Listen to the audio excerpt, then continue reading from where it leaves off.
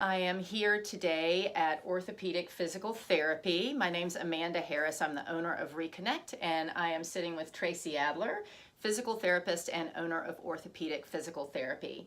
And I asked Tracey to talk with us today because we have enjoyed a great referral partnership with your physical therapist here for the last several years.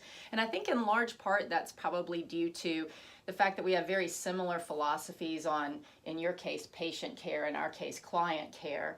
But I'd love for you to tell our viewers what you feel makes orthopedic physical therapy different than other practices that they may have heard of or even experienced treatment from. Well, first of all, we've been here for 35 years almost. Everybody gets individual care.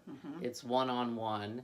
When they come in here, they're not put on a machine or anything like that. We really emphasize evaluating the patient and trying to figure out where the source of their problem is coming from. Yes.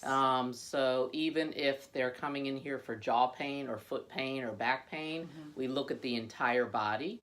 What they're complaining of is not where their problem started. We do see a lot of chronic pain patients, so that is important to look at that whole history. Because if you just start treating where they hurt, I think you're not going to get very far. Right, you're just chasing pain at that point, which can be exhaustive. Right. Everybody here is a physical therapist. We don't have any physical therapy assistants, not that I don't agree with that part of the profession, but it's all hands-on here, one-on-one. We do teach people exercises and encourage that. But my feeling has always been that you come here hopefully for our brains and our hands and not the equipment that we have in the office. Right.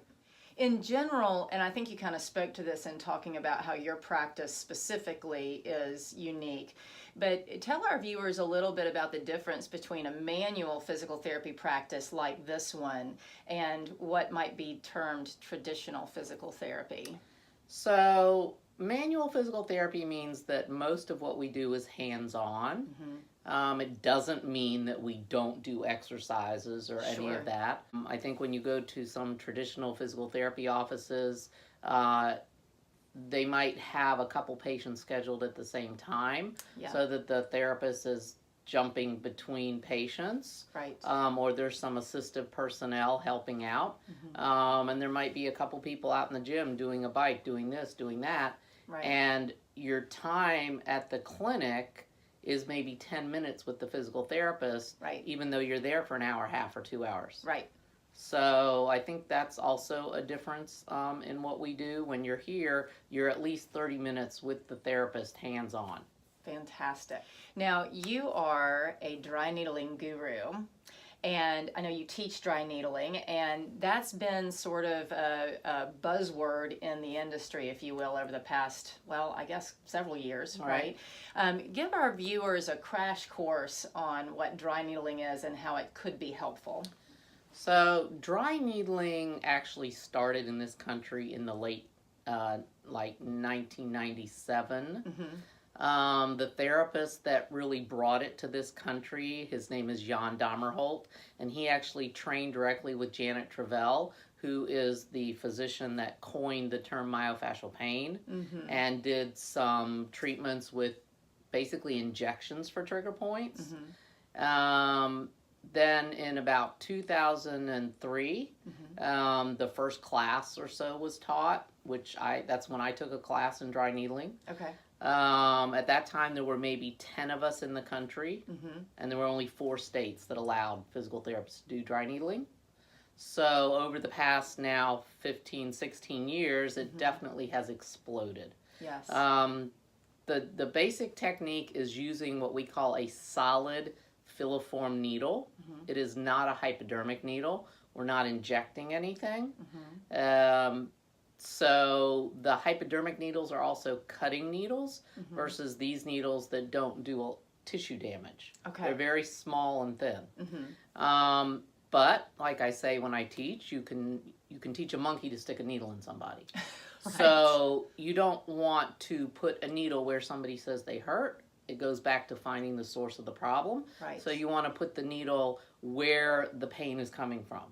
So to me, besides knowing the technique of needling, it's using your hands and doing expert palpation to find those trigger points. Right. So the trigger points are not necessarily anywhere that you're tender. The trigger point is basically kind of a knot in the muscle, and there's a taut band. So you feel for that taut band, and then along that taut band, within that taut band, you feel for the trigger point. And so it's very specific as to where you're putting the needle.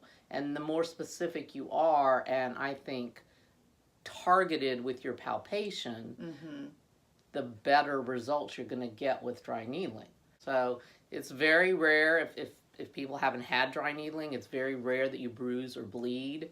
It's not like getting an injection or something. Typically people feel the deep ache when I put the needle in the trigger point, but initially they don't feel the needle go in. People that are very needle phobic have tried dry needling and been amazed at the results, and so I don't think it's something to avoid if you don't like needles, because they're very thin and so there's a lot of people out there now dry needling. Not everybody gets the same results. It's like any other technique out there. I mean, you can go to a surgeon for a certain kind of surgery.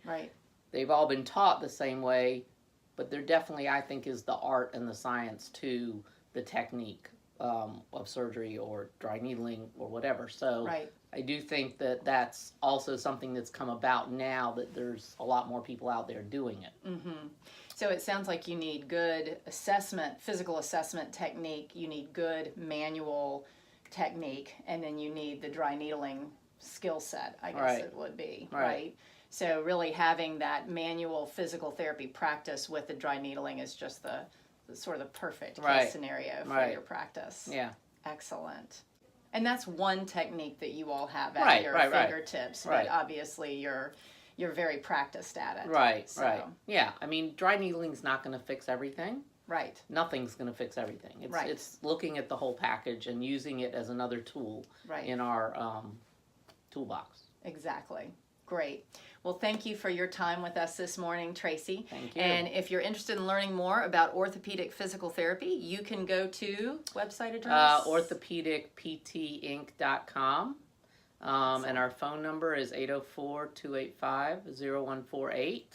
And you can look at our website. You can read about dry needling and all the other things that we offer. We also specialize in all different kinds of diagnoses. Excellent. Thanks so much. And we'll see you soon. Okay.